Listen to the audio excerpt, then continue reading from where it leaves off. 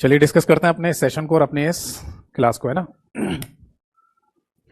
एक बार जल्दी से फटाफट कमेंट सेक्शन में बता दीजिए ऑडियो क्लियर है, इसके बाद हम अपने सेशन को, इस क्लास को स्टार्ट कर देंगे।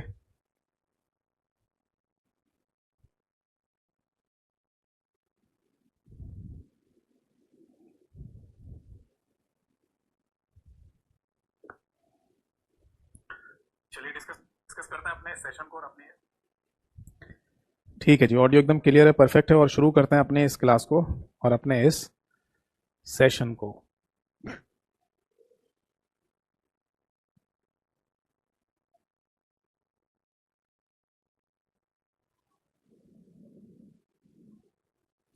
ठीक है जी। तो क्लास को है ना शुरू करने से पहले मैं आप सभी लोगों को है ना केवल 1 मिनट का गाइडेंस जो हमेशा देता हूँ उसे जल्दी से दोहरा दूं, क्योंकि वो ज़रूरी है। देखिए, मैं आपको जितना भी थ्योरी करा रहा हूँ ये मोर देन सफिशिएंट है, इससे ज़्यादा थ्योरी करने की आपको आवश्यकता नहीं है। आप इसके अलावा एमसीक्यू प्रैक्टिस करिए, यानी कि मल्टीपल चॉइस क्वेश्चंस की प्रैक्टिस। और उसमें भी आपको क्या करना है, मेरे यूट्यूब चैनल पर जाना है जिसका नाम है कंप्यूटर बाय यतेंद्र सर। वहाँ है ना 2 चीज़ें आप फॉलो करते रहिए। एक तो कम्युनिटी वाले सेक्शन में मैं जितने भी क्वेश्चन डालता हूँ आप उन सभी क्वेश्चंस को देखिए, ट्राई कीजिए, आपको लगेगा कि हमारा एक मॉक टेस्ट हो रहा है। फिर आप चले जाओ प्लेलिस्ट वाले सेक्शन में, वहां पर आपको एक प्लेलिस्ट मिलेगी MCQ practice for all exam के नाम से, ठीक है। तो उसमें जितनी भी क्लासेस हैं और जितनी क्लासेस आए हैं वो सारी आपको देखनी है, उनसे आपको जरूर डेफिनेटली फायदा मिलेगा, ठीक है, क्योंकि वो सारे पीवाईक्यूज हैं। अगर आप बोलेंगे सर आप अपने जो एमसीक्यूज वगैरह या पीवाईक्यू प्रैक्टिस करा रहे हैं इसकी पीडीएफ फाइल आप हमें दे देंगे, तो वो आपको मिल जाएगी मेरी टेलीग्राम चैनल पर, जिस टेलीग्राम चैनल का नाम है same computer by Yatendra sir, ठीक है। तो वहां पर आपको है ना एमसीक्यू प्रैक्टिस की क्लासेस मिल जाएंगे, मतलब पीडीएफ मिल जाएंगी, और चैप्टर्स के, टॉपिक्स के, वो सारे पीडीएफ भी आपको वहां पर मिल जाएंगे। अगर किसी को मेरे इन दोनों ऑफिशियल चैनल से जुड़ने में दिक्कत हो रही हो तो आप मुझे सीधे व्हाट्सएप या टेलीग्राम पर मैसेज कर दीजिएगा, अपने बैच का नाम लिखकर, मेरे लिंक, ऑफिशियल लिंक आपके पास आ जाएंगे, ठीक है जी। तो चलिए शुरू करते हैं अपने इस सेशन को, इस क्लास को। सबसे पहले नमस्कार सभी को नमस्कार। डेट डाल देता हूं मैं, 26 सितंबर, यानी 26 सितंबर 2024, ये आज की तारीख है। और हमारा जो मुख्य टॉपिक चल रहा था बेटा, उसका नाम है दैट इज कंप्यूटर सॉफ्टवेयर, ठीक है जी। कंप्यूटर सॉफ्टवेयर को हिंदी में भी कंप्यूटर सॉफ्टवेयर के नाम से ही बोला जाता है, इसका कोई हिंदी अनुवाद या हिंदी ट्रांसलेशन नहीं होता है, ठीक है। तो लास्ट क्लास तक है ना, मैंने जहां तक मुझे याद है कि मैंने 4 चीजें है ना कंप्लीट कर ली हैं।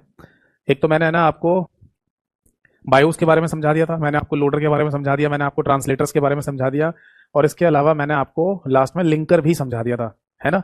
तो इतने सारे पॉइंट्स है ना मैं आपको ऑलरेडी समझा चुका हूं। अब आज की क्लास में हम शुरू करने जा रहे हैं ऑपरेटिंग सिस्टम वाले पार्ट को। तो हेडिंग डालिए, पहले ये लिख लीजिए कि हम बेसिकली बात कर रहे हैं सिस्टम सॉफ्टवेयर वाली कैटेगरी की, ठीक है। और सिस्टम सॉफ्टवेयर में भी हमें आज की क्लास में डिस्कस करना है ऑपरेटिंग सिस्टम, ठीक है। ऑपरेटिंग सिस्टम को भी है ना हिंदी में ऑपरेटिंग सिस्टम के नाम से ही बोला जाता है, इसका कोई हिंदी अनुवाद नहीं होता है, हिंदी ट्रांसलेशन इसका नहीं होता है, ठीक है जी। तो ऑपरेटिंग सिस्टम बेसिकली होता क्या है, इसका मीनिंग क्या है, वो मैं आपको यहां पर समझाता हूं, ठीक है। देखो, अगर सपोज दैट हम बात करते हैं, अब हम मतलब हमारी बात करते हैं, और हम और आप जैसे लोगों को क्या बोला जाता है, हम और आप जैसे लोगों को कंप्यूटर यूजर कहा जाता है ना। और हम जिस कंप्यूटर का इस्तेमाल कर रहे हैं, आप केवल कंप्यूटर की जगह उस कंप्यूटर को कंप्यूटर हार्डवेयर भी कह सकते हो। भाई सीधी सी बात है कि अगर हम कंप्यूटर यूज कर रहे हैं तो वो हार्डवेयर की फॉर्म में ही तो होता है, तो हम यहाँ पर कंप्यूटर हार्डवेयर भी लिख सकते हैं या केवल कंप्यूटर शब्द भी लिख सकते हैं, ठीक है।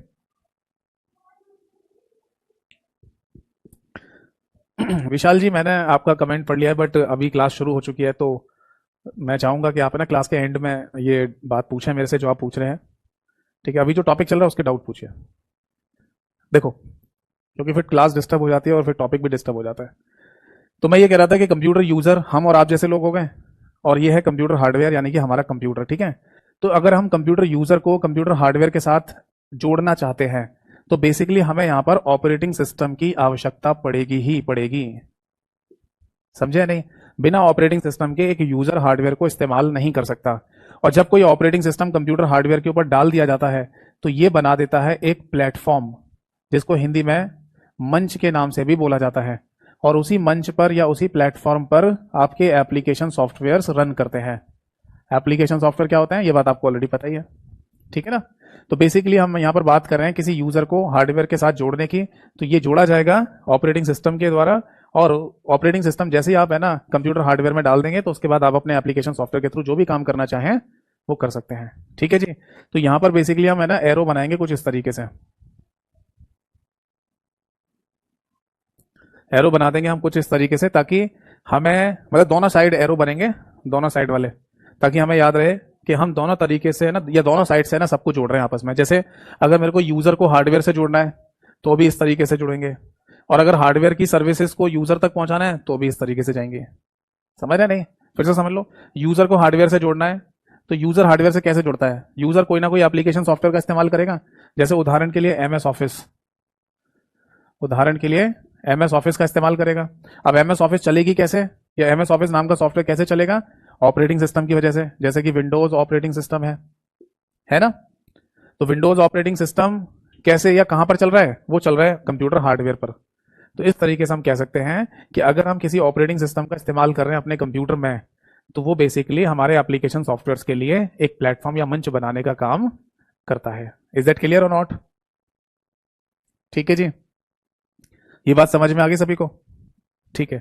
अब देखो कई बार है ना ऑपरेटिंग सिस्टम की डेफिनेशन या परिभाषा पूछी जाती है, तब वहां पर है ना हम कुछ इस तरीके से इसकी डेफिनेशन को लिख सकते हैं, दैट इज प्राइमरी और सेकेंडरी के केस में, यानी कि हम प्राथमिक, ठीक है जी, प्राथमिक और सेकेंडरी, यानी प्राइमरी और सेकेंडरी के या ऐसे बोल दीजिए, हम यहां पर है ना ऐसे भी बोल सकते हैं कि प्राइमरी फंक्शन, ये है ना हम यहां पर लिख सकते हैं प्राइमरी फंक्शन, यानी कि हिंदी में इसे कहा जाएगा कि किसी भी ऑपरेटिंग सिस्टम को इस्तेमाल करने का प्राथमिक कार्य क्या होता है, किसी भी ऑपरेटिंग सिस्टम को यूज करने का प्राथमिक कार्य क्या होता है। इस तरीके से ना हम एक ऑपरेटिंग सिस्टम की डेफिनेशन को यहां पर लिख सकते हैं। जैसे अगर मैं किसी ऑपरेटिंग सिस्टम का इस्तेमाल कर रहा हूं तो इसका सिंपल सा मतलब है कि वो यूजर को हार्डवेयर के साथ जोड़ने का काम कर रहा है। यस और नो? तो हम यहां लिख लेंगे it works as an, it works as an intermediator, intermediator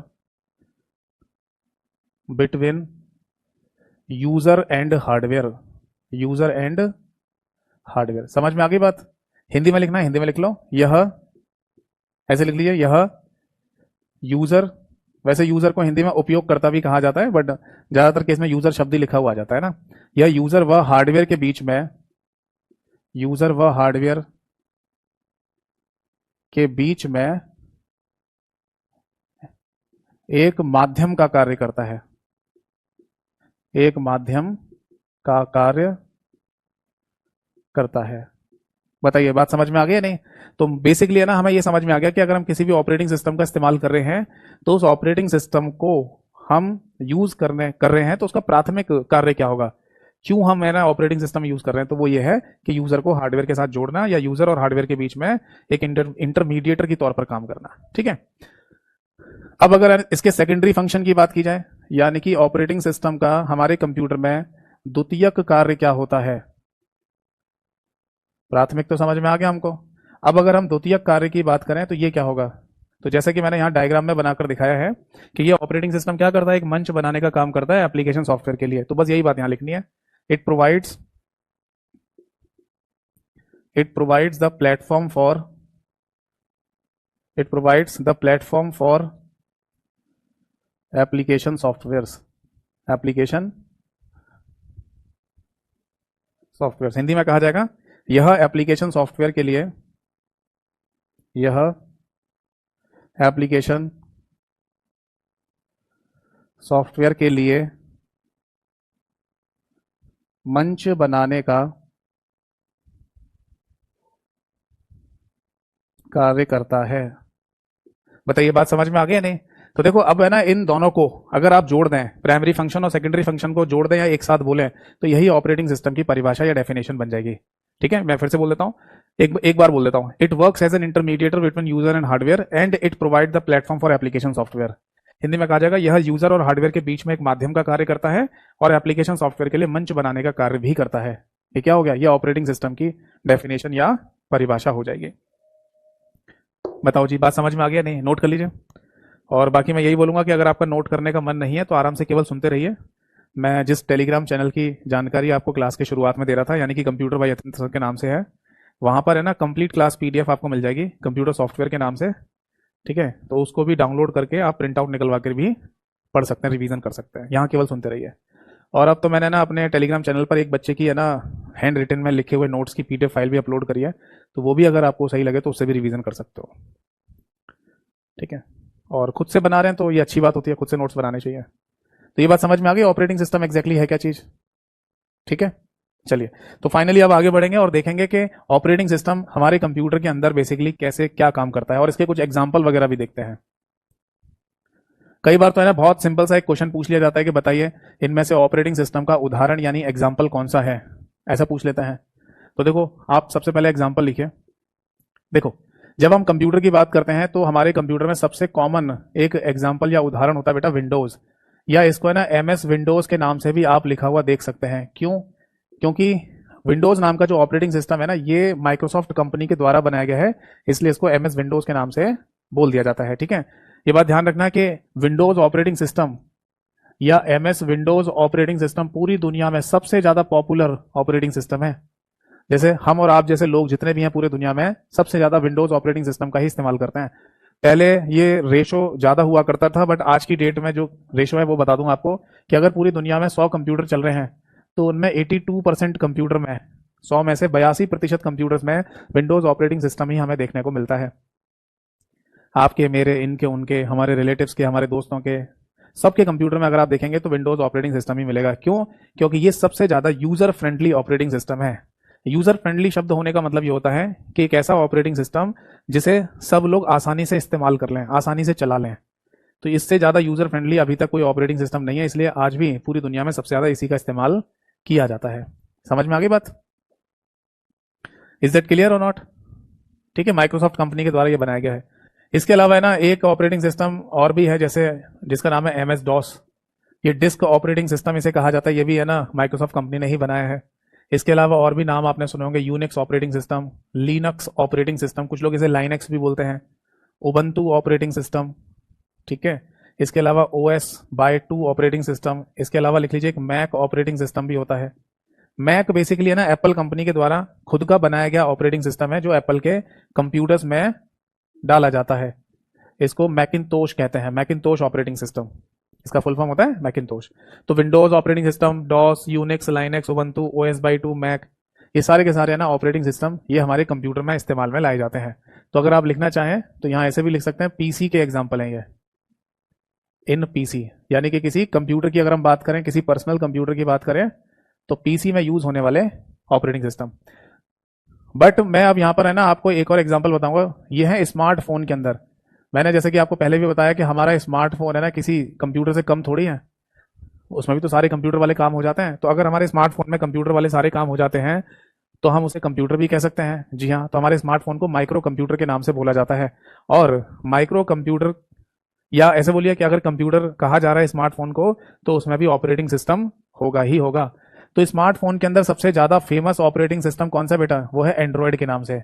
Android basically Google company के द्वारा चलाया जाने वाला या बनाया जाने वाला ऑपरेटिंग सिस्टम है अभी। बट बिल्कुल शुरुआत में ना गूगल कंपनी ने नहीं बनाया था, अभी तो गूगल कंपनी देखती है इसको। बट शुरुआत में ना एक व्यक्ति था एंडी र्यूबिन, उसी ने अपने नाम पर है ना इस ऑपरेटिंग सिस्टम का नाम रखा एंड्रॉयड। और फिर 2005 में एंडी र्यूबिन नाम के व्यक्ति ने 50 मिलियन यानी कि $50 मिलियन में इसे गूगल कंपनी को बेच दिया था। तब से फिर गूगल कंपनी ही इसके आगे के वर्जन को या संस्करणों को बना रही है। जैसे अभी लेटेस्ट में एंड्रॉयड 13 नाम सुना होगा आपने, ये चल रहा है। इसके अलावा है ना और भी ऑपरेटिंग सिस्टम होते हैं स्मार्टफोन के, जैसे iOS नाम आपने सुना होगा, ये एप्पल कंपनी का है। इसके अलावा एक और नाम लिख सकते हैं बाडा, सिम्बियन। ठीक है, इसके अलावा वेब ओएस एक और लिख लीजिए, दैट इज मीगो, ये भी एक ऑपरेटिंग सिस्टम का नाम है। ब्लैकबेरी के जितने भी फोन आते हैं उस ब्लैकबेरी कंपनी के द्वारा अपना खुद का ही ऑपरेटिंग सिस्टम बनाया गया है जो ब्लैकबेरी ओएस के नाम से ही जाना जाता है। तो ये कुछ फेमस नाम है जो स्मार्टफोन के अंदर मिलने वाले ऑपरेटिंग सिस्टम के नाम है ना। यहां पर एक नाम और लिख लीजिए, विंडोज। आप बोलेंगे सर विंडोज ऑपरेटिंग सिस्टम तो कंप्यूटर के लिए बताया आपने। देखो विंडोज ऑपरेटिंग सिस्टम है ना कंप्यूटर के लिए भी बनाया गया और विंडोज ऑपरेटिंग सिस्टम स्मार्टफोन के लिए भी बना हुआ है। आपको याद होगा नोकिया के जो पहले फोन आते थे उनमें नोकिया ने विंडोज ऑपरेटिंग सिस्टम को ही लॉन्च किया था स्मार्टफोन के अंदर। वैसे नोकिया के और जो पहले स्मार्टफोन आते थे उसमें सिम्बियन नाम का ये ऑपरेटिंग सिस्टम होता था। सैमसंग के हर एक फोन में आज के समय एंड्रॉयड होता है, बट सैमसंग के जो पहले स्मार्टफोन आते थे उनमें बाडा नाम का ऑपरेटिंग सिस्टम हुआ करता था। ठीक है ना। तो ये सारे एग्जाम्पल यहाँ जितने भी मैंने लिखे हैं ये सारे स्मार्टफोन के एग्जाम्पल हैं, और ये सारे एग्जाम्पल लिखे हैं ये पीसी में पाए जाने वाले या कंप्यूटर में इस्तेमाल में लाए जाने वाले ऑपरेटिंग सिस्टम के नाम है।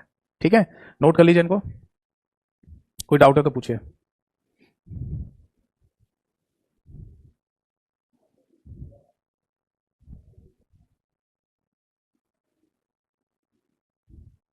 Is that clear? चलो भाई, अब ऑपरेटिंग सिस्टम में अगला जो इंपॉर्टेंट पॉइंट आता है वो ये है कि ऑपरेटिंग सिस्टम है ना बेसिकली दो तरीके से इस्तेमाल में लाया जाता है, या इसको इंटरफेस नाम भी दे सकते हैं जिसको हिंदी में अंतराफलक कहा जाता है। क्या होता है मैं समझाता हूं। देखो, ऑपरेटिंग सिस्टम के केस में ना हमें दो इंटरफेसेस देखने को मिलेंगे। इंटरफेस हिंदी में इसे कहा जाता है अंतराफलक। अब ये अंतराफलक क्या चीज है तो मैं आपको बता दूं बेटा कि इंटरफेस या अंतराफलक का सिंपल सा मतलब होता है वो जगह जहां पर आपको कोई कार्य करना हो, तो जो जगह आपको दी जा रही है ना वो कैसी होगी, वो एक इंटरफेस कहलाता है। मतलब आप है ना कोई काम करने जा रहे हैं और जिस जगह पे आप काम करो वो एनवायरनमेंट क्या है, वो चीज कैसी है, तो उसको है ना आप इंटरफेस या अंतराफलक कह सकते हैं। समझ में आ रहे हैं? तो जैसे मैं यहाँ पर एग्जांपल ही बता देता हूँ कि जब हम ऑपरेटिंग सिस्टम की बात करते हैं तो हमें यहाँ बेसिकली दो इंटरफेसेस देखने को मिलते हैं। एक होता है CUI और दूसरा होता है GUI। नोट कर लीजिए, CUI और दूसरा होता है GUI। दोनों का मीनिंग क्या है देखो, सबसे पहले हम बात करेंगे CUI की, यानी कि इसे कैरेक्टर यूजर इंटरफेस के नाम से बोला जाता है। कैरेक्टर यूजर इंटरफेस, इसका सिंपल सा मतलब ये होता है कि कैरेक्टर यूजर इंटरफेस वाले जितने भी ऑपरेटिंग सिस्टम है उनमें केवल और केवल आप ओनली कीबोर्ड कमांड के थ्रू ही काम कर सकते हैं, बस। इसके अलावा और किसी तरीके का कोई काम नहीं किया जा सकता। क्या मतलब है इसका? ओनली कीबोर्ड कमांड का क्या मतलब है? इसका मतलब यह है कि यहां पर केवल कीबोर्ड का इस्तेमाल हो सकता है, बस। मतलब माउस का यूज नहीं होगा ना, माउस का यूज करने का कोई ऑप्शन ही नहीं है। क्यों? क्योंकि कैरेक्टर यूजर इंटरफेस वाले जितने भी ऑपरेटिंग सिस्टम होते हैं उन सभी ऑपरेटिंग सिस्टम में केवल आपको एक स्क्रीन दिखाई देगी, जनरली ब्लैक कलर की स्क्रीन, और आप वहां पर केवल कमांड लिख कर काम करेंगे, बस। और कोई तरीका नहीं, वहां कोई इमेज नहीं होती, वहां कोई ग्राफिक्स नहीं है, वहां कोई चित्र नहीं होता। ठीक है, एक शब्द है ना यहाँ पर और भी इस्तेमाल में लाया जाता है। CUI वाले जितने भी ऑपरेटिंग सिस्टम होते हैं तो आप उनमें कैसे काम करेंगे? कीबोर्ड कमांड के थ्रू। तो यहाँ एक शब्द और भी इस्तेमाल में लाया जाता है CLI, जिसको बोल देते हैं बेटा command line interface. Command line interface यानी कि एक ऐसा इंटरफेस आपको मिल रहा है काम करने के लिए जिस पर केवल और केवल कमांड के थ्रू आप काम करेंगे, है ना। ठीक है, तो इसके एग्जाम्पल कौन कौन से होते हैं, यानी उदाहरण कौन कौन से हैं? तो देखो मैं आपको बता दूं, अगर उदाहरण की बात करेंगे तो यहां पर एग्जाम्पल आ जाएगा जैसे MS DOS। ठीक है जी, डिस्क ऑपरेटिंग सिस्टम, अगर आपने इसके बारे में पहले कभी पढ़ा या सुना है तो आपको पता होगा। डिस्क ऑपरेटिंग सिस्टम की अगर हम बात करते हैं तो इसमें बेसिकली आपके सामने ना एक स्क्रीन आएगी ब्लैक कलर की, और आप वहां पर केवल कीबोर्ड कमांड लिख लिख के ही काम कर सकते हैं। यानी मोटा मोटा आप ऐसे समझ लो कि डॉस यानी डिस्क ऑपरेटिंग सिस्टम पर आप काम कर रहे हैं ना, तो आपको ना एक प्रोफेशनल होना जरूरी है, आपको सारी कमांड्स का याद होना जरूरी है, तभी आप काम कर पाएंगे, वरना नहीं कर सकते, है ना। डॉस ही क्या, जो भी CUI यानी कैरेक्टर यूजर इंटरफेस वाले जितने भी ऑपरेटिंग सिस्टम है उन पर आप तभी काम कर सकते हैं जब आप कोई प्रोफेशनल व्यक्ति होंगे, वरना नहीं कर पाएंगे। तो डॉस एग्जाम्पल है इसका। एक एग्जाम्पल और लिख सकते हैं OS/2। इसके अलावा यूनिक्स नाम का ऑपरेटिंग सिस्टम, लिनक्स या लाइनेक्स नाम का ऑपरेटिंग सिस्टम है ना, एक्सेट्रा, यानी कि इत्यादि और भी हो सकते हैं। बट कुछ फेमस ऑपरेटिंग सिस्टम के नाम मैंने यहां पर लिख दिए, ये CUI ऑपरेटिंग सिस्टम कहलाते हैं। फिर आता है GUI। GUI का फुल फॉर्म होता है graphical user interface. Graphical user interface, यहां पर क्या करते हैं, यहां पर है ना हमें कीबोर्ड कमांड का तो इस्तेमाल करना ही है, यानी कि कीबोर्ड का इस्तेमाल तो करना ही करना है, एंड माउस क्लिक का इस्तेमाल करके भी हम अपना काम कर सकते हैं। मतलब कि माउस का यूज भी हम यहां पर कर पाएंगे। क्यों? क्योंकि यहां पर सारी की सारी चीजें ना हमको ग्राफिक्स के फॉर्म में, इमेजेस के फॉर्म में भी दिखाई देती हैं। ठीक है ना। देखो, कीबोर्ड का इस्तेमाल तो करना ही पड़ेगा, शुरू से लेकर अब तक कीबोर्ड हम यूज करते ही आ रहे हैं। माउस कब से इन्वेंट हुआ था? 1968 से, 1968 में ही सबसे पहली बार माउस आया था, उससे पहले तो माउस भी नहीं था। तो कीबोर्ड शुरुआत से लेकर अभी तक और आगे भी इस्तेमाल में होगा। बीच में माउस का यूज करने को हमको मिल गया 1968 से, बस। तो जितने भी है ना ग्राफिकल यूजर इंटरफेस वाले ऑपरेटिंग सिस्टम होते हैं, ठीक है, उनमें आप कीबोर्ड का भी इस्तेमाल कीजिए और माउस का भी इस्तेमाल कीजिए। जैसे उदाहरण के लिए MS विंडोज या केवल विंडोज ऑपरेटिंग सिस्टम भी आप कह सकते हैं यहाँ पर। ठीक है, इसके अलावा मैक, एप्पल कंपनी का मैकिनतोश, इसके अलावा उबंटू, ये भी एक ऑपरेटिंग सिस्टम है।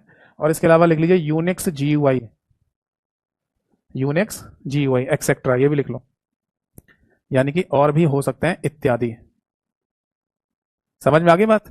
तो मोटा मोटी बात है ना, हमें यहाँ पर ये समझ में आ गई है कि अगर हम बात कर रहे हैं कैरेक्टर यूजर इंटरफेस की या ग्राफिकल यूजर इंटरफेस की, तो दोनों में ना अलग अलग तरीके से काम होता है, दोनों में अलग अलग तरीके का इंटरफेस हमें देखने को मिलेगा। ठीक है, तो अब मैं ना आपको यहाँ पर इन दोनों को दिखाने जा रहा हूँ। किनको? एक तो मैं आपको डॉस दिखाने जा रहा हूँ, डिस्क ऑपरेटिंग सिस्टम, और एक आपको विंडोज ऑपरेटिंग सिस्टम दिखाने जा रहा हूँ। तो ये आप यहाँ पर देख लीजिए। ये पॉइंट है ना साइड में नोट और कर लेना कि ये जो माइक्रोसॉफ्ट नाम की कंपनी है अमेरिका की, ठीक है, ये माइक्रोसॉफ्ट बेसिकली एक कंपनी है अमेरिका में, नाम तो सुना ही होगा आपने। और इस कंपनी के जो ओनर है यानी कि इसके जो मालिक हैं वो कौन है? Bill Gates. तो उस बिल गेट्स नाम के व्यक्ति और उसकी कंपनी ने ना पूरी दुनिया को दो ऑपरेटिंग सिस्टम दिए जो काफी फेमस रहे हैं। एक तो डॉस, ये बना के दिया था 1981 में, और एक है एमएस विंडोज। तो ये विंडोज ऑपरेटिंग सिस्टम इन्होंने दिया था 1985 में। तो ये पॉइंट है ना आप यहाँ पर याद रखिएगा। ठीक है भाई, चलो अब मैं इसका प्रैक्टिकल करके दिखाता हूँ। अभी है ना आपको मेरे कंप्यूटर का स्क्रीन शेयरिंग दिखाई देगा, और इस स्क्रीन शेयरिंग में दोनों ही एग्जांपल दिखाता हूँ।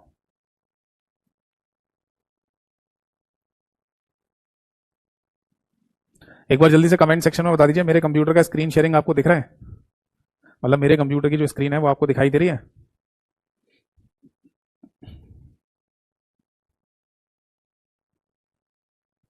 ठीक है, तो देखो मैं आपको बता दूं कि अभी आपको जो स्क्रीन दिखाई दे रही है ना, ये विंडोज ऑपरेटिंग सिस्टम है, और विंडोज ऑपरेटिंग सिस्टम का भी सबसे लेटेस्ट वाला वर्जन यानी कि विंडोज 11।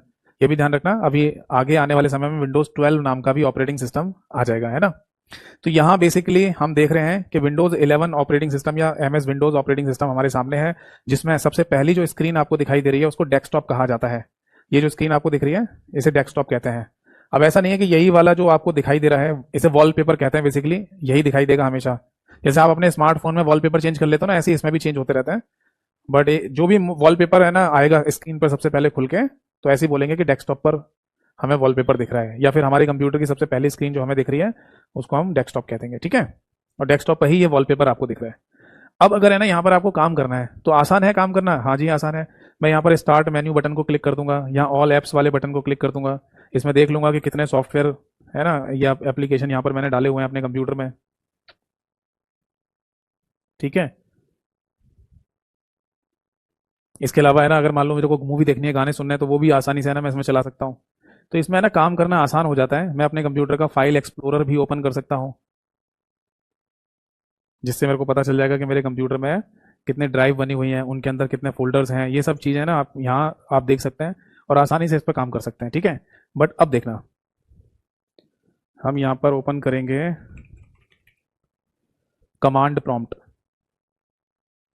देखो जी, ये जो मैंने अभी ओपन किया ना इसे कमांड प्रॉम्प्ट कहते हैं। ये बेसिकली कमांड प्रॉम्प्ट डॉस का ही एक रेप्लिका है, मतलब एक तरीके से डॉस ही कह सकते हो विंडोज ऑपरेटिंग सिस्टम में, यानी कि डिस्क ऑपरेटिंग सिस्टम। तो जो डिस्क ऑपरेटिंग सिस्टम हुआ करते हैं ना वो बिल्कुल ऐसे ही होंगे, यानी कि जब आप अपने कंप्यूटर को ऑन करेंगे ना तो आपको ऐसी ही काले रंग की स्क्रीन दिखाई देगी, और उस काले रंग की स्क्रीन पर आपको कुछ शब्द लिखे हुए दिखाई देंगे, और एक कर्सर ब्लिंक होता हुआ आपको दिखाई देगा, जैसे कि यहाँ पर दिख रहा है। इसे बोलते हैं कर्सर, जो दर्शा रहा है कि आपकी पोजीशन क्या है। ठीक है, और ये जो पूरा लिखा हुआ है ना सी, फिर कोलन, फिर बैकवर्ड स्लैश, फिर यूजर्स, फिर बैकवर्ड स्लैश, फिर यतेन, और ये जो ग्रेटर देन का सिंबल बना हुआ है, तो ये पूरा का पूरा कहलाता है प्रॉम्प्ट। और प्रॉम्प्ट बेसिकली है ना होता है वो सिंबल जो बताता है कि यूजर से यहाँ पर कमांड लिखी जाने वाली है। मतलब prompt is a signal that shows a command is coming from the user, ऐसा बोल सकते हैं। ठीक है भाई, तो बेसिकली है ना यहाँ पर हम कमांड लिखेंगे तब काम करेंगे। अब देखो आप बोलेंगे सर यहाँ तो माउस आप यूज कर रहे हो, तो माउस है ना इसलिए यूज होता हुआ दिखाई दे रहा है आपको क्योंकि ये मैं आपको विंडोज के अंदर दिखा रहा हूँ ना डॉस को। आप रियल में मतलब एक ऐसे कंप्यूटर को ओपन करें जिसमें केवल डॉस पड़ा हो, डिस्क ऑपरेटिंग सिस्टम, तो वहां पर माउस यूज नहीं होता है। अभी विंडोज ऑपरेटिंग सिस्टम के अंदर दिखा रहा हूँ इसलिए माउस मूव करता हुआ दिख रहा है आपको। ठीक है, अब काम कैसे करते हैं देखो, यहाँ पर है ना हमें कमांड्स याद होनी चाहिए तब काम कर पाएंगे। जैसे मान लो मेरे को कोई कमांड याद है कोई नहीं याद है, तो मैं ना यहाँ पर HELP यानी हेल्प नाम की कमांड लिखकर जैसे ही एंटर दबाऊंगा कीबोर्ड से, तो यहाँ पर सारी की सारी कमांड्स लिखी हुई आ जाएंगी कि किस काम के लिए कौन सी कमांड इस्तेमाल में लाई जाती है। तो देखो ढेरों कमांड यहाँ पर लिखी हुई है, ये सारी आपको याद होनी चाहिए तब जाके ना आप यहाँ पर काम कर पाएंगे। जैसे एक एग्जाम्पल बताता हूँ, आप है ना अपने कंप्यूटर में एक फोल्डर बना लेते हो जिसमें फाइलें रखी जाती हैं, बना ही लेते होंगे, है ना। यहाँ पर MD कमांड का इस्तेमाल करते हैं और फोल्डर की जगह उसे डायरेक्टरी बोल देते हैं। ऐसे ही MKDIR कमांड का भी इस्तेमाल कर सकते हैं डायरेक्टरी बनाने के लिए, जिसको आप विंडोज में फोल्डर बोलते हैं।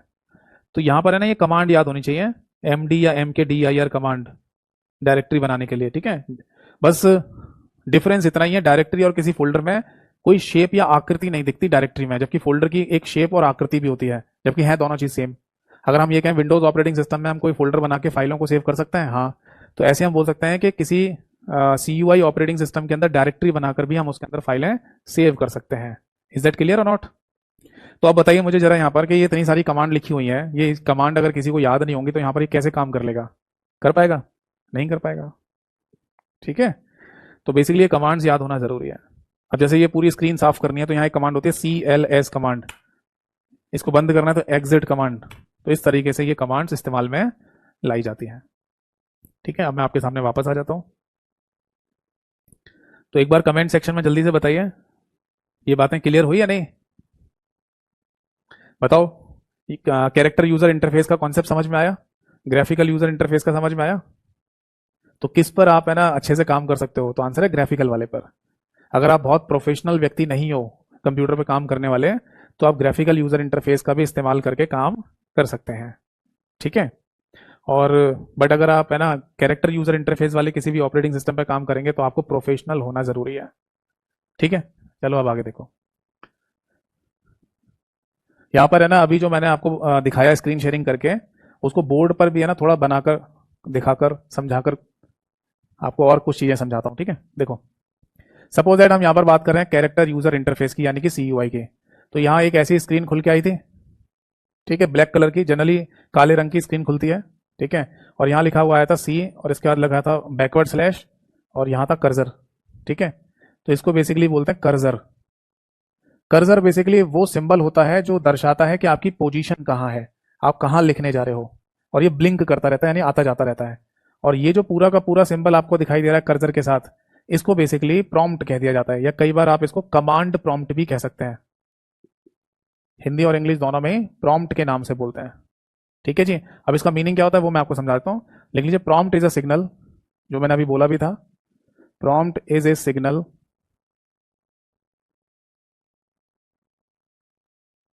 that shows a command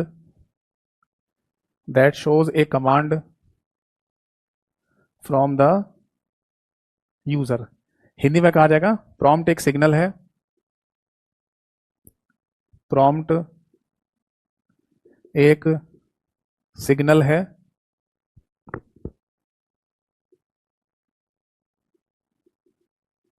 जो यह दर्शाता है कि यूजर से कमांड आने वाली है। अच्छा, ये नहीं लिखा मैंने, prompt is a signal that shows a command is coming from the user, ये भी तो लिखो, a command is coming from the user. ठीक है, तो प्रॉम्प्ट एक सिग्नल है जो यह दर्शाता है कि यूजर से कमांड आने वाली है, कमांड आने वाली है। बताओ बेटा, बात समझ में आ गई या नहीं? नोट कर लीजिए। Is that clear?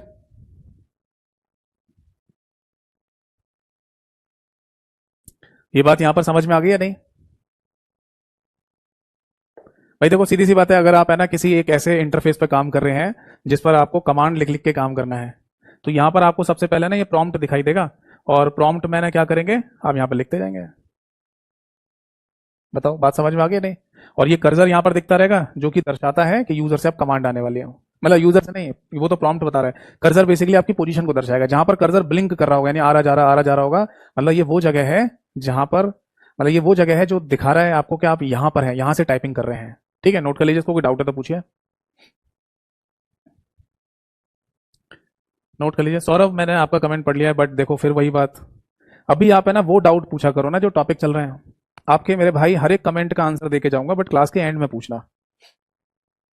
मैं आप सभी लोगों से बोल रहा हूं कि क्लास के बीच में ना क्लास से रिलेटेड डाउट पूछा करो, फिर वरना क्लास नहीं रहती, डाउट क्लास बन जाती है कि कभी भी किसी का कोई भी कमेंट है ना डिस्कस करना शुरू कर दो, ये अच्छी बात नहीं होती है। समझिए इस बात को, यहां एक नहीं 10 डाउट है, पूछो। चलो आगे देखते हैं इसको। अब इसके बाद है ना GUI को समझते हैं, यानी कि ग्राफिकल यूजर इंटरफेस को। ये क्या चीज होती है? देखो जी, ग्राफिकल यूजर इंटरफेस की अगर हम बात करें तो इसमें बेसिकली सबसे पहले हमारे को जो स्क्रीन दिखाई देती है, अच्छा ये चीज भी लिख लो यहां पर कि कैरेक्टर यूजर इंटरफेस के केस में ना जो आपको स्क्रीन दिखाई दे रही थी उसको एक नाम भी दिया जाता है, दैट इज टर्मिनल, ये भी बोल देता है। हिंदी में भी वो लिख लीजिए टर्मिनल। ठीक है। और मुझे ये भी याद आ रहा है कि एक बार एक पेपर में ये क्वेश्चन भी पूछा गया था कि अगर आप किसी सुपर कंप्यूटर पे काम कर रहे हैं या किसी सर्वर कंप्यूटर पे काम कर रहे हैं तो आप बेसिकली किस इंटरफेस पे काम करेंगे, तो आंसर था टर्मिनल पे काम करेंगे। यानी कि एक ऐसी स्क्रीन खुल के आएगी जिस पर कमांड के थ्रू ही आपको काम करना होगा सारा का सारा। समझ में आ गई बात है नहीं? तो आप है ना जब भी कभी कैरेक्टर यूजर इंटरफेस की बात करेंगे तो आपको एक स्क्रीन दिखाई देगी जिस पर, क्लियर है? लो जी साहब, दिवाली का आगाज हो गया किसी ने पटाखे छुटा दिया। चलिए, थोड़ा बहुत है ना, देखो दिवाली का टाइम है तो ये आवाजें थोड़ी बहुत डिस्टर्ब कर सकती हैं, बट मैं पूरी कोशिश करूंगा कि ये सब आपको डिस्टर्ब ना करें। ठीक है। तो बेसिकली ये ध्यान रखना कि हमारे नॉर्मल कंप्यूटर में जब हम डॉस वगैरह ऑपरेटिंग सिस्टम पे काम कर रहे होते हैं तब तो हम ये चीज़ देखते ही देखते हैं, बट अगर दुनिया भर के जितने भी सर्वर कंप्यूटर हैं, सुपर सुपर कंप्यूटर्स हैं, उनमें तो ऐसे ही काम किया जाता है। उनमें हमारे कंप्यूटर की तरह काम नहीं होता कि हमें ना माउस से यहाँ क्लिक कर दें या फोल्डर बना लें। वहाँ सारे जितने भी इंजीनियर्स होते हैं वो सब कीबोर्ड कमांड के थ्रू काम करते हैं। ऐसी अगर हम बात करते हैं डेस्कटॉप की, यानी कि ग्राफिकल यूजर इंटरफेस वाले कंप्यूटर की, तो हमें, माफ कीजिए मैं दोबारा बोल देता हूं, अगर हम बात करते हैं ग्राफिकल यूजर इंटरफेस वाले ऑपरेटिंग सिस्टम की, तो हमें यहां पर जो सबसे पहली स्क्रीन दिखाई देती है उसको डेस्कटॉप के नाम से बोला जाता है। दोनों में कंपैरिजन करके बता रहा हूं आपको कि अगर कैरेक्टर यूजर इंटरफेस की बात करें तो यहां स्क्रीन को टर्मिनल कहते हैं, और ग्राफिकल यूजर इंटरफेस की बात करें तो इस स्क्रीन को डेस्कटॉप कहते हैं। अब यहां डेस्कटॉप पर आपको है ना आइकन्स दिखाई देते हैं। क्या दिखाई देंगे? आइकन्स। हिंदी में भी इनको आइकन ही कहा जाएगा। और ये समझ लीजिए कि ये जो आइकन है ना, ये किसी फाइल के हो सकते हैं, फोल्डर के हो सकते हैं, या ये किसी मतलब माई कंप्यूटर का आइकन हो सकता है, रिसाइकिल बिन का आइकन हो सकता है। तो ये सारे आइकन्स आपको दिखाई देंगे जिन पर आप माउस से क्लिक करके भी इन्हें ओपन करके यूज कर सकते हो। ठीक है जी। अब ध्यान से सुनिए, आप है ना ग्राफिकल यूजर इंटरफेस वाले ऑपरेटिंग सिस्टम में कोई फोल्डर बना लेते हो? तो आंसर है जी हाँ, बन जाता है। अगर आप किसी, वैसे फोल्डर का मीनिंग क्या होता है? फोल्डर का मतलब होता है कलेक्शन ऑफ फाइल्स, यानी कि जहां पर फाइलों को इकट्ठा करके रखा जा रहा हो, है ना। बहुत सारी फाइलों को अगर इकट्ठा करके आप रख रहे हो तो उसी को फोल्डर कहा जाएगा।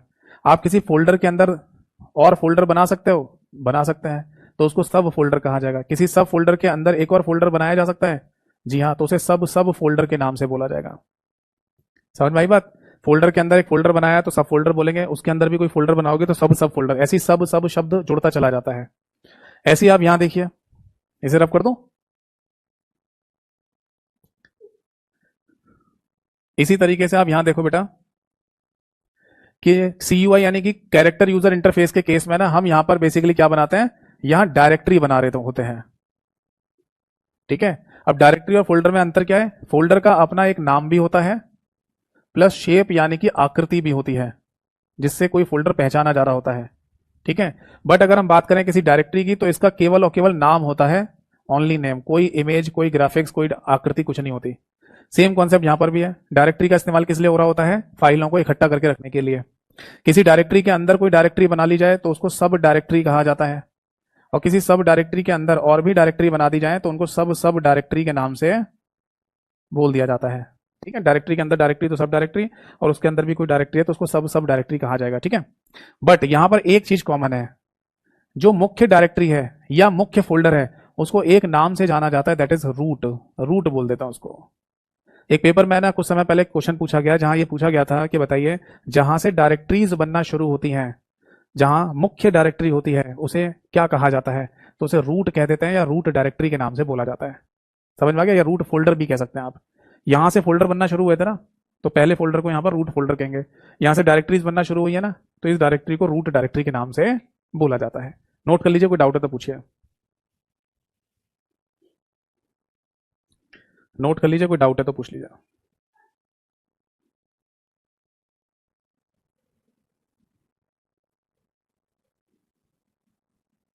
तो फाइनली ना हमें समझ में आ गया कि अगर हम ऑपरेटिंग सिस्टम की बात कर रहे हैं तो यहाँ पर इंटरफेस जो शब्द है ना वो काफी इंपॉर्टेंट होता है। और इसमें दो तरीके के इंटरफेसेस मिलते हैं हमें काम करने के लिए, एक कैरेक्टर यूजर इंटरफेस और दूसरा ग्राफिकल यूजर इंटरफेस। ठीक है। ग्राफिकल यूजर इंटरफेस आसान है, जिस पर कोई भी व्यक्ति, अनप्रोफेशनल व्यक्ति भी काम कर सकता है। और कैरेक्टर यूजर इंटरफेस टफ होता है क्योंकि इस पर वही व्यक्ति काम कर सकता है जो प्रोफेशनल है, जिसको सारी कमांड्स याद होंगी। ठीक है। चलो नोट कर लिया सभी ने? चलिए अब आगे बढ़ते हैं। ऑपरेटिंग सिस्टम में इंटरफेस के बाद है ना, अब अगला एक और पॉइंट आएगा और वो है यहां पर, that is mode of operating system. Heading डालिए, MODE, mode of operating system. ये मोड का मतलब क्या है? मोड को है ना आप यहां पर भाग कह सकते हैं बेसिकली। ठीक है, मैं समझाता हूँ क्या मतलब है इसका। जब भी कोई ऑपरेटिंग सिस्टम बनाया जाता है ना, तो उसको बेसिकली दो भागों में बना रहे होते हैं। जैसे सपोज दैट कि ये कोई ऑपरेटिंग सिस्टम है, सपोज दैट ये एक ऑपरेटिंग सिस्टम है, तो इसके ना दो भाग होंगे। एक भाग को तो कहते हैं बेटा यूजर मोड, और एक भाग को कहा जाता है बेटा कर्नल मोड। ये दो नाम यहाँ पर इस्तेमाल में लाए जाते हैं। मैं आपको है ना कुछ समय पहले पूछा गया एक क्वेश्चन भी बताता हूँ। एक एग्जाम में क्वेश्चन पूछा गया। देखो क्वेश्चन वो इस तरीके से पूछा गया था कि बताइए कर्नल क्या चीज है, KERNEL। हिंदी में भी इसको कर्नल ही लिखा जाता है। और ये पूछा जा रहा है ये क्या चीज है। तो एक ऑप्शन पर लिखा था ऑपरेटिंग सिस्टम, और ये सही आंसर था। तो कर्नल बेसिकली है क्या चीज, और इसे ऑपरेटिंग सिस्टम क्यों कह रहे हैं भाई। तो मैं आपको समझाता हूँ। देखो जैसे ये मार्कर आपको दिखाई दे रहा है, इस मार्कर को है ना बीच में से कट कर दो, आधा कर दीजिए। तो ये जो आधा वाला पार्ट है ये भी तो आधा मार्कर ही कहलाएगा, और ये जो आधा वाला पार्ट है ये भी आधा मार्कर कहलाएगा, हाफ मार्कर। हाफ मार्कर को मिला के ही तो पूरा मार्कर बन रहा था। तो हाफ शब्द के साथ भी तो मार्कर ही इस्तेमाल में लाया जाता है ना।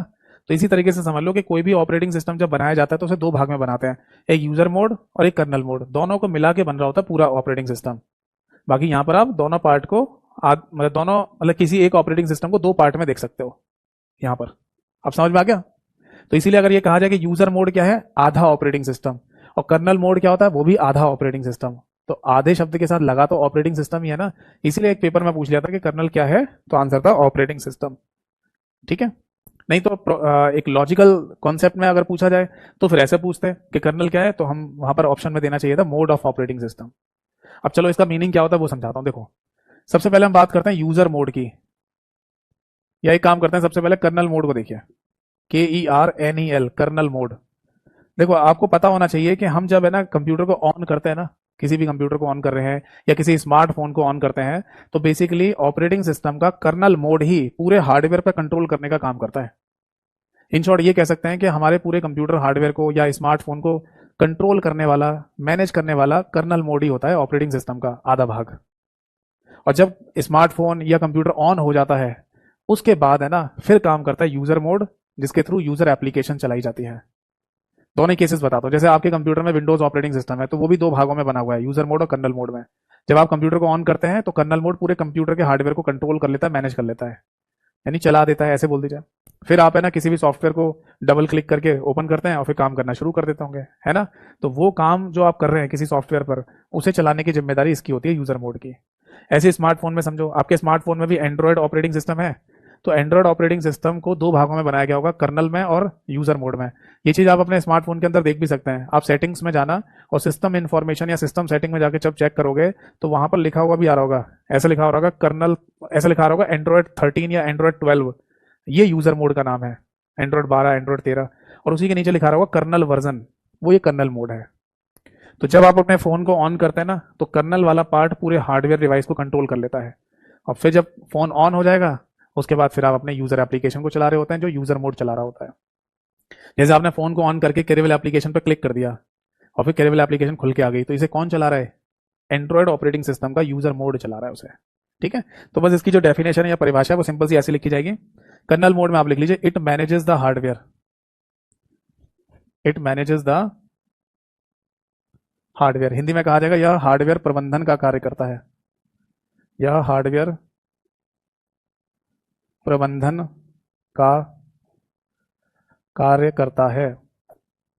ठीक है। और यूजर मोड में लिख लीजिए it runs user applications, user applications. ठीक है जी। हिंदी में लिख लीजिए यह यूजर एप्लीकेशंस को चलाता है, यूजर एप्लीकेशंस को चलाता है। बताइए बेटा बात समझ में आ गई या नहीं, नोट कर लीजिए, कोई डाउट है तो पूछिए। तो फाइनली है ना हमें ये समझ में आ गया यहाँ पर कि अगर हम किसी भी ऑपरेटिंग सिस्टम की बात करें तो वो ऑपरेटिंग सिस्टम है ना हमें बेसिकली दो पार्ट में बना हुआ दिखाई देता है, एक यूजर मोड कहलाता है और एक कर्नल मोड के नाम से जाना जाता है।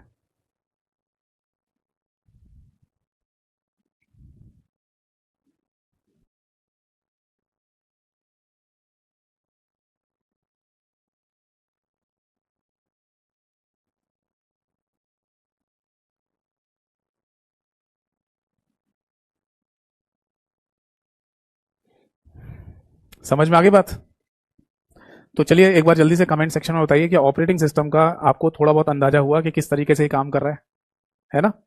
तो मैं आपको फिर से बता दूं, ऑपरेटिंग सिस्टम में अभी तक हमने ये समझ लिया कि एक तो ऑपरेटिंग सिस्टम की डेफिनेशन क्या है, यानी कि परिभाषा क्या है, ठीक है। उसमें प्राइमरी फंक्शन और सेकेंडरी फंक्शन को अगर मिला दिया जाए तो ऑपरेटिंग सिस्टम की डेफिनेशन पता चल जाती है। इसके बाद हमें पता चला कि ऑपरेटिंग सिस्टम के एग्जाम्पल कौन कौन से हैं। देन हमें यह भी पता चल गया कि ऑपरेटिंग सिस्टम अगर हम यूज कर रहे हैं तो CUI और GUI में डिफरेंस क्या होता है। और इसके बाद मोड ऑफ ऑपरेटिंग सिस्टम के बारे में भी हमें जानकारी मिल गई है। समझ में आ गई बात? ठीक है, अब आगे बढ़ते हैं और एक और पॉइंट बचा हुआ है ऑपरेटिंग सिस्टम का, जिसको बोला जाता है दैट इज ऑपरेटिंग सिस्टम के टाइप्स।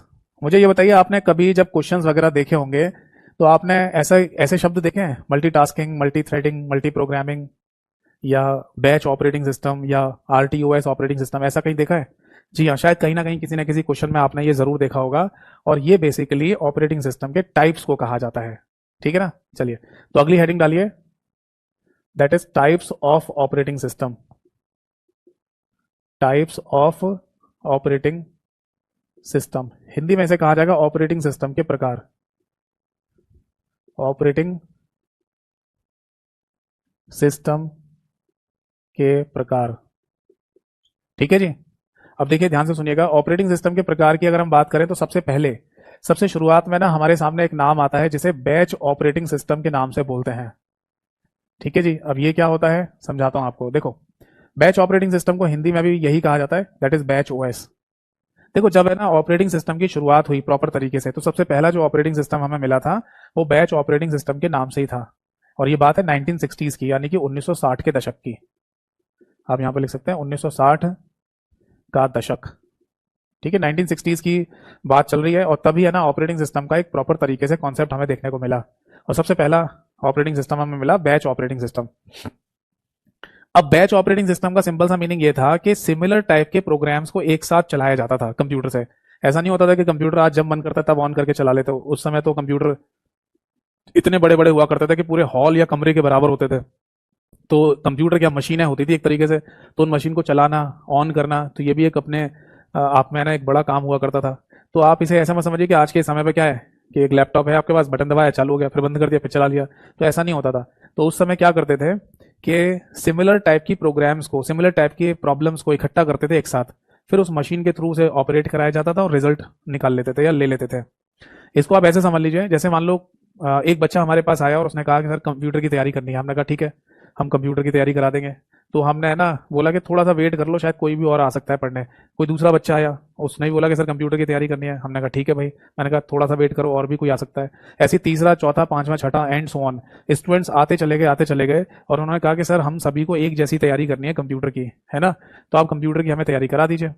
तो हमने क्या बना दिया, उनका एक बैच बना दिया। क्यों? क्योंकि सारे के सारे लोगों की एक जैसी ही प्रॉब्लम है जिसका हमें सोल्यूशन देना है। तो इसलिए हमने उनका एक बैच बना दिया और बैच बनाकर उन्हें पढ़ाना शुरू कर दिया। तो इसी तरीके से यहाँ पर भी ये कॉन्सेप्ट हमें देखने को मिला कि एक जैसे प्रोग्रामों को इकट्ठा करो पहले। ऐसा नहीं कि है ना एक अलग प्रोग्राम है, कोई एक अलग प्रोग्राम, एक एडिशन का प्रोग्राम है, एक सब्ट्रैक्शन का है, एक मल्टीप्लिकेशन का, एक डिवीजन का है, अलग अलग प्रोग्राम नहीं, एक जैसे प्रोग्राम को इकट्ठा करो, ठीक है। तो और फिर उसे कंप्यूटर से चलाइए, कंप्यूटर में रन कराओ। तो हम लिख सकते हैं similar types of programs, similar types of programs are executed at the same time. समझ में आ रही है बात? हिंदी में लिखना, हिंदी में लिख लो। एक समान प्रोग्रामों को, एक समान प्रोग्रामों को एक साथ चलाया जाता था, एक साथ चलाया जाता था। बताइए बात समझ में आई या नहीं? जैसे उदाहरण के लिए आप यहां लिख सकते हैं, मान लीजिए अगर कोई प्रोग्राम है, P1 नाम का प्रोग्राम है, मतलब प्रोग्राम को यहां पर मैं P बोल रहा हूं, ठीक है, ये बात मैंने आपको पहले भी बताई है कि P से डिनोट कर सकते हैं किसी प्रोग्राम को। तो ये प्रोग्राम नंबर P1 है ना, ये एडिशन पर आधारित है। ऐसी प्रोग्राम नंबर P2 ये भी एडिशन पर आधारित है, और ऐसी प्रोग्राम नंबर P3 ये भी एडिशन पर आधारित है। तो तीनों एक जैसे प्रोग्राम हो गए ना, प्लस प्लस प्लस के। एक कंडीशन ये भी तो हो सकती थी, प्रोग्राम नंबर P1 प्लस पर आधारित है, प्रोग्राम नंबर P2 माइनस पर, और प्रोग्राम नंबर P3 मल्टीप्लिकेशन पर आधारित होता। तब ये सब अलग अलग तरीके की कैलकुलेशन हो जाती है ना। तो अभी हमने क्या किया, तीनों एक जैसे प्रोग्रामों को इकट्ठा किया, ठीक है, और फाइनली इस ऑपरेटिंग सिस्टम के थ्रू इसे चलाकर और आउटपुट ले लिया। समझ में आ रहा है? तो इस तरीके का कॉन्सेप्ट है ना हमें यहां पर देखने को मिलता है। एक बात और लिखेंगे हम यहाँ पर कि यहाँ है ना सभी लोगों को कंप्यूटर चलाने की वो परमिशन नहीं मिलती थी। मतलब कि ये कोई विशेष यानी स्पेशल व्यक्ति होगा, स्पेशल पर्सन, ठीक है, यानी कि विशेष व्यक्ति ही होगा यहाँ पर जो इस कंप्यूटर को चलाएगा। विशेष व्यक्ति को ही कंप्यूटर चलाने की अनुमति मिलती थी, कंप्यूटर चलाने की अनुमति मिलती थी।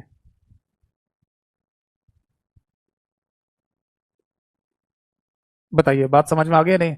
मतलब हर एक व्यक्ति है ना कंप्यूटर, जैसे आज हमारे पास कोई लैपटॉप है, उसे कोई भी चला सकता है। मैं चला लेता हूँ, मेरे घर में सारे लोग चला लेते हैं, मेरे दोस्त चला लेते हैं, कोई रिलेटिव आ जाए वो भी चला सकता है। बट इन कंप्यूटर्स को है ना कोई एक विशेष व्यक्ति ही चला पाता था, और उस विशेष व्यक्ति को नाम दिया जाता था कंप्यूटर ऑपरेटर। Computer operator. तो इससे एक बात और पता चल रही है कि यहां पर है ना लैक ऑफ यूजर इंटरेक्शन होता था, यानी कि लोगों का कंप्यूटर से जुड़ने में अभाव है या नहीं? यहां पर ये बात लिख सकते हैं हम, lack of user interaction. Hindi में ऐसे कहा जाएगा लोगों का, या फिर यूजर कह दो, यूजर यानी कि उपयोगकर्ताओं का, लोगों की जगह लिख लो उपयोगकर्ताओं का, उपयोगकर्ताओं का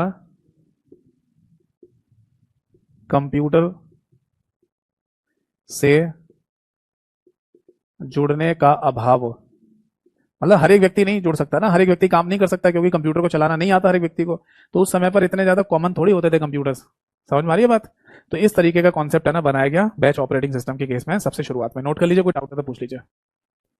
अब आप बोलेंगे सर आज की डेट में, आज के समय में क्या इस तरीके के किसी ऑपरेटिंग सिस्टम का इस्तेमाल किया जाता है? तो आंसर है हाँ, हो सकता है। ठीक है, यानी आप लिख लीजिए टुडेज, यानी आज का समय। तो अगर आपसे ये पूछा जाए कि आज के समय ना कहीं इसका इस्तेमाल किया जा रहा होगा, हाँ, तो एग्जाम्पल के तौर पर जैसे मान लीजिए अगर कोई पेरोल वाला सिस्टम है, पेरोल सिस्टम, ठीक है, तो ऐसी जगह पर है ना इन ऑपरेटिंग सिस्टम का यूज किया जा सकता है। पेरोल समझते हैं? पेरोल को यहाँ पर है ना आप ऐसे समझ लीजिए, जैसे है ना मान लो, इसको ऐसे समझ लो जैसे कोई डिपार्टमेंट है, कोई मान लो कोई विभाग है, और उसके जितने भी कर्मचारी हैं उनका पेरोल तैयार करना है आपको। आप एक तरीके से पेमेंट भी समझ सकते हो कि सभी का एक जैसा पेमेंट तैयार करना है। तो वहां पर है ना इस तरीके की प्रोसेसिंग आपको देखने को मिल जाएगी। मतलब मुद्दे की बात यह है कि जहां पर है ना मतलब बड़ा काम हो, मतलब ज्यादा काम हो और एक जैसा ही काम हो, तो वहां पर है ना हमें बैच प्रोसेसिंग या बैच ऑपरेटिंग सिस्टम का यूज करने को मिल जाएगा। ये बात समझ में आ गई नहीं? मतलब एक बहुत बड़ा वर्क है और एक जैसा वर्क है, तो वहां पर है ना ये कॉन्सेप्ट हमें देखने को मिल जाएगा। ठीक है, नोट कर लीजिए। इसके बाद है ना अगला एक और ऑपरेटिंग सिस्टम का एग्जांपल हमें यहां देखने को मिला, और इसका नाम है बेटा that is multi programming operating system. इसका क्या मीनिंग है समझाता हूं। देखो, इस मल्टी प्रोग्रामिंग को है ना समझने से पहले कुछ छोटे मोटे क्वेश्चन है, उनके आंसर हमें पता होना जरूरी है। पहले हेडिंग डाल देता हूं, that is multi programming operating system. ठीक है, हिंदी में इसको मल्टी प्रोग्रामिंग ही कहा जाएगा।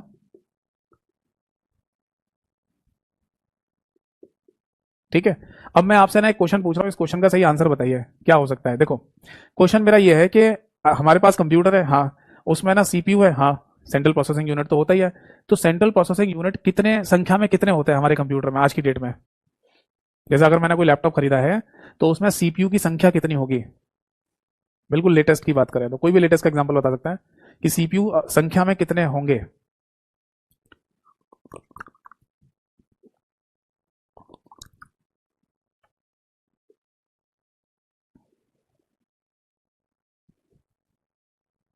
क्या होगा इस क्वेश्चन का आंसर? वेरी गुड, ज्यादातर लोगों ने सही आंसर दिया है। आंसर इज 1, यानी कि सीपीयू संख्या में केवल एक ही होता है। आप अगर आज की डेट में कोई कंप्यूटर इस्तेमाल कर रहे हैं जिसमें यह कहा जाए, ये तो पता ही है ना कि सीपीयू को प्रोसेसर या माइक्रो प्रोसेसर भी बोला जाता है। तो अगर ये कहा जाए कि आपके कंप्यूटर में क्वाड कोर प्रोसेसर है, यानी कि 8 कोर वाला प्रोसेसर लगा हुआ है, तो इसको ये मत समझ लेना कि 8 प्रोसेसर लगे हुए हैं यानी 8 सीपीयू लगे हुए हैं, ऐसा नहीं है। सीपीयू संख्या में तो एक ही होता है, ठीक है, उसकी कोर होती है आगे, वो मैं समझाऊंगा। फिलहाल बस समझ लो कि सीपीयू हमारे कंप्यूटर में एक ही लगा होता है शुरुआत से लेकर अब तक। ठीक है, एक पॉइंट और याद रखना कि सीपीयू के अंदर है ना एक बार में केवल एक ही प्रोग्राम जा सकता है बस। जैसे ये हमारे कंप्यूटर का सीपीयू है और इसमें अगर आप किसी प्रोग्राम को भेज रहे हैं P1 को, तो एक बार में केवल P1 नाम का ही प्रोग्राम जाएगा। ये P1 नाम का कोई प्रोग्राम है तो एक बार में एक ही प्रोग्राम सीपीयू के अंदर रहेगा। अब आप बोलेंगे सर सीपीयू के अंदर अगर हम कोई दूसरा प्रोग्राम भेजना चाहें तो पहले P1 नाम के प्रोग्राम को वहां से निकालना पड़ेगा। ये उसी तरीके से समझ लो कि किसी ऑफिस में आप गए और वहां पर एक ही चेयर है बैठने के लिए, एक ही चेयर है, और वहां पर है ना कोई दूसरा व्यक्ति आकर बैठना चाहे तो बैठ सकता है? नहीं। तो पहले वाले को उठाना ही पड़ेगा आपको वहां से, पहले उठो भाई मैं बैठूंगा, वरना एक समय पर एक ही चेयर पर दो आदमी नहीं बैठ सकते। तो उसी तरीके से सीपीयू हमारा हमेशा ऐसे ही काम करता है कि इसके अंदर एक बार में एक ही प्रोग्राम का डेटा जाएगा। कुछ समय पहले हरियाणा में भी एक एग्जाम हुआ जहां ये क्वेश्चन पूछा गया था कि बताइए एक बार में सीपीयू के अंदर कितने प्रोग्राम्स रह सकते हैं, तो आंसर था ओनली वन। एक बार ऐसे ही पूछा गया कि बताओ एक कंप्यूटर में कितने सीपीयू हो सकते हैं एक साधारण कंप्यूटर में, तो आंसर है ओनली वन, एक ही सीपीयू होता है साधारण कंप्यूटर में। अब समझते हैं मल्टी प्रोग्रामिंग का कॉन्सेप्ट क्या है। देखो एक्चुअली कंप्यूटर इंजीनियर्स ने क्या कर लिया कि हमारे कंप्यूटर की जो मेमोरी है ना, उस मेमोरी में कई तरीके के अलग अलग प्रोग्राम डाल दिए, जैसे P1 नाम का प्रोग्राम, P2 नाम का प्रोग्राम और P3 नाम का प्रोग्राम।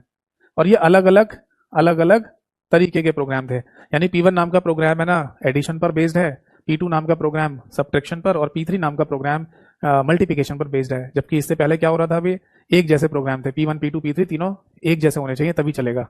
अब यहाँ पर हम मेमोरी के अंदर अलग अलग तरीके के प्रोग्राम रख सकते हैं, है ना। ये है हमारे कंप्यूटर का सीपीयू यानी कि सेंट्रल प्रोसेसिंग यूनिट। अब इसमें P1 नाम के प्रोग्राम को अगर भेजा जाएगा, ठीक है जी, तो यहाँ मल्टी प्रोग्रामिंग में क्या हो रहा था, बस एक यही एडवांटेज हमें मिला कि मेमोरी के अंदर अलग अलग तरीके के प्रोग्रामों को रख लिया गया। अब सीपीयू के पास अगर भेजेंगे ना तो वो एक एक करके ही जाएगा। अब जैसे P1 नाम का प्रोग्राम सीपीयू के अंदर गया हुआ है, तो जब तक ये P1 नाम का प्रोग्राम पूरा खत्म नहीं हो जाएगा तब तक P2 नाम के प्रोग्राम को या P3 नाम के प्रोग्राम को यहाँ पर आने नहीं देगा, या उनको मौका नहीं मिलेगा यहाँ पर। बताइए बात समझ में आ गई नहीं। तो पहला जो इंपॉर्टेंट पॉइंट है वो ये है यहाँ पर मल्टी प्रोग्रामिंग में, ऐसे नोट कर लीजिए, मल्टीपल प्रोग्राम्स या multiple types of programs are stored in memory. Hindi में लिखना, हिंदी में लिख लो, मेमोरी में अलग अलग तरीके के, मेमोरी में अलग अलग कई सारे प्रोग्रामों को रखा जा सकता है, कई सारे प्रोग्रामों को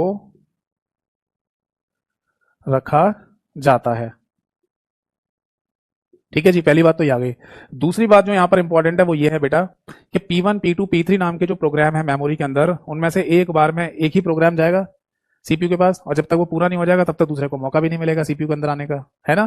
तो इससे क्या पता चल रही है, इससे एक बात पता चल रही है, lack of responsiveness. Lack of responsiveness क्या मीनिंग है इसका, लिखिए प्रतिक्रिया में कमी, प्रतिक्रिया देने में कमी, ऐसे लिख लो, प्रतिक्रिया देने में कमी। देखो ये बात ध्यान रखना कि रिस्पॉन्सिवनेस की बात आए, रिस्पॉन्स की बात आए, तो ये सीपीयू के रिगार्डिंग बात चल रही होती है कि यहां पर सीपीयू के द्वारा कम प्रतिक्रिया दी जा रही है। लिखना चाहें तो ये भी लिख लो, सीपीयू के द्वारा कम प्रतिक्रिया दी जा रही है। समझ में आ रही है बात। इस बात को है ना आप ऐसे समझ लो, ऐसे लिख सकते हो यहां पर, जैसे सपोज दैट कि है ना अगर 3 बच्चे हैं जो मेरे से डाउट पूछने आए, 3 बच्चों ने कहा सर हमें डाउट पूछना है, मैंने कहा ठीक है भाई पूछ लो। तो मैंने ये कहा देखो मैं सभी बच्चों के डाउट तो बता दूंगा बट एक बार में एक एक करके आना बस। तो ये समझ लो ये तो है ना 3 बच्चे हैं जो किसी वेटिंग एरिया में बैठे हुए हैं, और ये कौन है, ये सीपीयू यानी कि टीचर है जो डाउट क्लियर करेगा। तो अब टीचर ने ये बोला कि है ना एक एक करके आना, तो एक बच्चा आ गया, अब वो चाहे आधा घंटा बैठे चाहे 1 घंटा बैठे, जब तक वो डाउट अपने सारे खत्म नहीं कर लेगा, टीचर है ना किसी दूसरे बच्चे को मौका ही नहीं दे रहा है आने का। तो ये यहाँ पर है ना रिस्पॉन्सनेस की कमी मिल रही है, हो रही है, प्रतिक्रिया कम दी जा रही है। सीपीयू यानी सीपीयू को टीचर मान लो, तो टीचर के द्वारा ना यहाँ पर कम प्रतिक्रिया दी जा रही है बच्चों को, टीचर के द्वारा कम प्रतिक्रिया दी जा रही है बच्चों को। जैसे यहाँ पर सीपीयू के द्वारा प्रोग्राम्स को कम प्रतिक्रिया दी जा रही है, वो एक को इंपॉर्टेंस दे रहा है तो बाकी सबको भूल जा रहा है। कब तक देगा, जब तक ये पूरा नहीं हो जाएगा, फिर किसी और को मौका मिलेगा। तो इस तरीके के कॉन्सेप्ट को ना मल्टी प्रोग्रामिंग का कॉन्सेप्ट कहा गया। नोट कर लीजिए, कोई डाउट है तो पूछिए।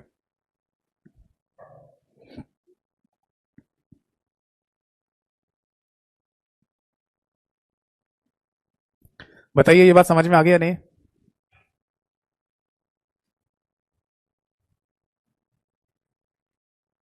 ठीक है, अब इसके बाद है ना, अच्छा टाइम होने को आ गया है ना, चलो कोई नहीं, तो फिर एक काम कर लेते हैं, अगली नेक्स्ट क्लास में ना मैं आगे के जो ऑपरेटिंग सिस्टम है उनके बारे में जिक्र कर लूंगा। जैसे कि है ना मैंने आपको बताया भी है कि हमारी 1.25 घंटे की क्लास रखेंगे थ्योरेटिकल, और लास्ट के 10-15 मिनट रखेंगे डाउट सेशन के लिए। ठीक है, तो आज के इस सेशन को, आज की इस क्लास को हम यहीं पर समाप्त करते हैं।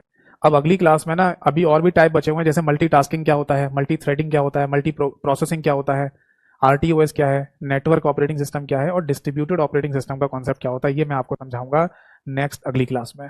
ठीक है भाई, तो आज की क्लास और सभा यहीं समाप्त होती है। अब पूछिए क्लास के बीच में जो बच्चे डाउट पूछ रहे थे, पूछो भाई।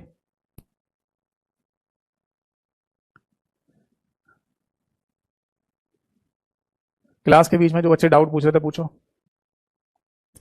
एक बच्चे ने क्या लिखा था, एक बच्चे ने लिखा था विशाल ने, सर गुरुजी इस बैच से दिल्ली पुलिस का हो जाएगा? हाँ विशाल मेरे भाई, आप एक काम कीजिए, आप है ना दिल्ली पुलिस की तैयारी करना चाह रहे हैं तो आप है ना सबसे पहले काम करो, मेरे यूट्यूब चैनल पे जाओ, कंप्यूटर बाय यतेंद्र सर के नाम से है, वहां एक प्लेलिस्ट है सिलेबस के नाम से, उसमें मैंने दिल्ली पुलिस की एक सिलेबस वीडियो बनाई हुई है, आप उसको देख लो।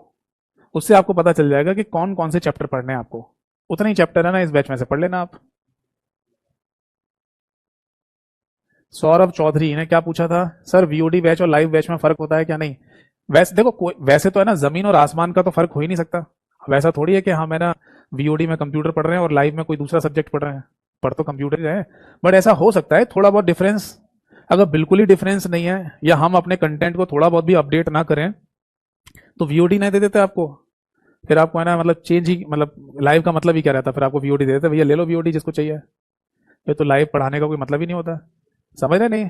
तो आप इस बात को ऐसे समझ लीजिए कि लाइव में और वीओडी में ज्यादा नहीं, मुश्किल से 10 से 20% का डिफरेंस हो सकता है, और वो भी कैसे आता है, लेटेस्ट पैटर्न को देखते हुए, लेटेस्ट क्वेश्चंस को देखते हुए जो एग्जामों में पूछे जा रहे हैं।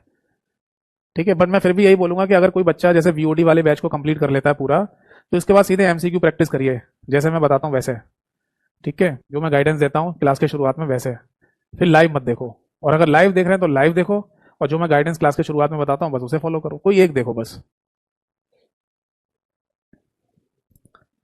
एक बच्चे ने लिखा सर मुझे जॉब मिल सकती है वर्क फ्रॉम होम?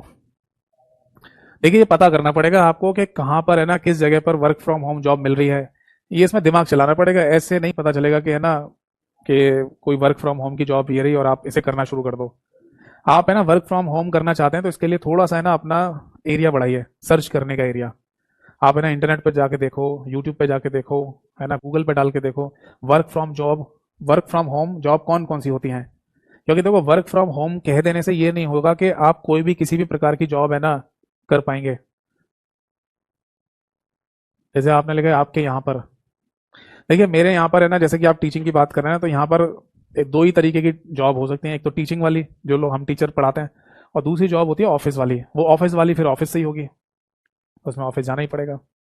उसमें भी कौन सी जॉब होती है, एक तो कॉलिंग सेक्शन वाली जॉब है, एक है ना डाटा एंट्री वाली जॉब है, या एक है ना डिजाइनिंग वाली जॉब आजकल चल रही है ना, जो वीडियो एडिटर वगैरह लोग होते हैं, तो ये सब है ना फिर ऑफिस से ही काम होते हैं जाके वहां पर।